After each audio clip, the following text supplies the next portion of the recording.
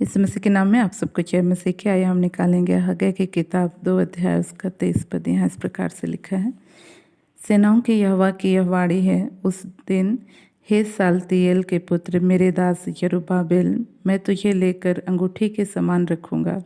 यहोवा की यही वाणी है, क्योंकि मैंने तुझे को चुन लिया है। सेनाओं के यहोवा की यही वाणी है।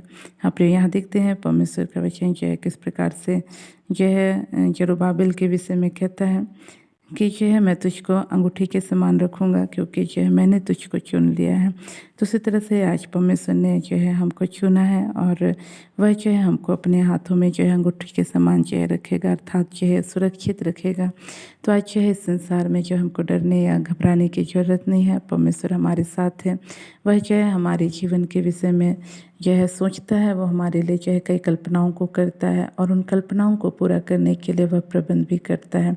बस हमको क्या करना है, उसके अधीनता में जीवन जीना है। वह जैसा हमारे जीवन से चाहता है वैसा हमको करना है। यदि हम जो है आड़ा तिरछा भागते हैं तो इससे क्या होता है, हमारे लिए परमेश्वर द्वारा रखी गई योजनाओं को हमारे जीवन में पूरा होने से जो है बाधा उत्पन्न होता है। हम देखते हैं किस प्रकार से परमेश्वर का जो है विचार था या कल्पना था कि इसराइलियों को उस मिस्र की गुलामी से बाहर निकाल करके उनको जो है एक सुंदर देश जो अर्थात कनान देश में जो है रखें, जहाँ जो है वे जो है आशीषित जीवन को जीते। लेकिन हम देखते हैं कि वे जो है परमेश्वर की अधीनता को स्वीकारने के वे जो है बार बार मिस्र लौट जाना चाहते थे और जो है कुड़कुड़ाया बुड़बुड़ाया करते थे, जिसके कारण परमेश्वर ने उनका जो है कनान देश ले जाना जो है रद्द कर दिया। तो आज हमारे साथ वैसा ना होने पाए, हम जो है परमेश्वर की अधीनता को स्वीकार करें और जैसा वह हमसे चाहता है समर्पण, या जैसा वह चाहता है कि हम उसके लिए जिए वैसा जीवन जिए, जिससे जो है वो हमारे जीवन को जो है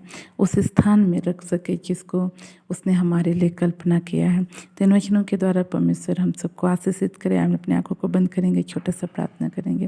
प्रेस लॉर्ड प्रभु जी, आपके नाम की स्तुति, आपके नाम की प्रशंसा करते हैं, आपका धन्यवाद करते हैं। आपने अपने वचनों के द्वारा बोला, बातचीत किया, उसके लिए प्रभु विशेषकर प्रभु जी मैं इस वक्त प्रभु जी इस भाई के लिए प्रार्थना करती हूँ प्रभु जी, जिसका नाम प्रभु जी रोहन है पिता परमेश्वर। और प्रभु आपने इनके लिए प्रभु जी कई सुंदर कल्पनाओं को किया है और इनके जीवन को आप प्रभु सेवकाई में प्रभु ऊंचाई की ओर लेके जाना चाहते हैं प्रभु जी। लेकिन प्रभु जी इनके जीवन से आप जिस समर्पण को मांग रहे हैं पिता परमेश्वर, वह समर्पण प्रभु जी करने में ये भाई प्रभु बार बार चूक जाते हैं। प्रभु इस भाई की सहायता कर प्रभु। हाँ, कुछ पाप है प्रभु जी जिसको आप उनसे छोड़ने के लिए प्रभु जी कह रहे प्रभु, लेकिन वो प्रभु वो कई बार छोड़ता है फिर उसमें लग जाता है। प्रभु इस भाई की तो सहायता कर प्रभु, स्थिर रहने के लिए प्रभु जी उन पापों के प्रति जो इसके लगाव है प्रभु, जो प्रेम है उसे दूर कर प्रभु, और होने दिए पूरी रीति से प्रभु जी आपके लिए समर्पित होकर के जीवन जी सके।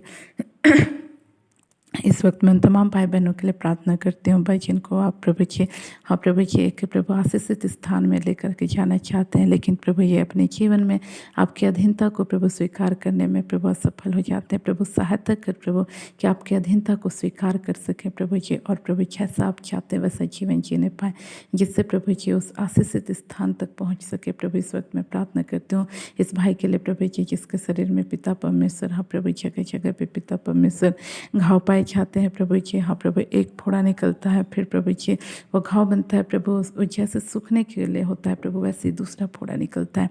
ऐसे करके प्रभु जी इनके शरीर में प्रभु जी बहुत से प्रभु घाव हो चुके हैं प्रभु। तो इसी वक्त प्रभु तेरे चंगा करने वाले सामर्थ्य हाथ को बढ़ा प्रभु, और सिर से लेकर पैर तक प्रभु जी इनको छो, और यीशु के नाम से प्रभु ने आच्छाद कर प्रभु जी तमाम अंधकार के शक्तियाँ जो इनके शरीर में इस फोड़े को लेकर के आते हैं, यीशु के नाम से इनके जीवन को छोड़ के यीशु के नाम से जाते रहने पाए प्रभु। तेरे हाथ में देते हैं सारी आदर सारी माप को देते हुए धन्यवाद साथ इन प्रार्थनाओं को यीशु के नाम मांगते हैं, आमीन। आप सबको जय मसीह की।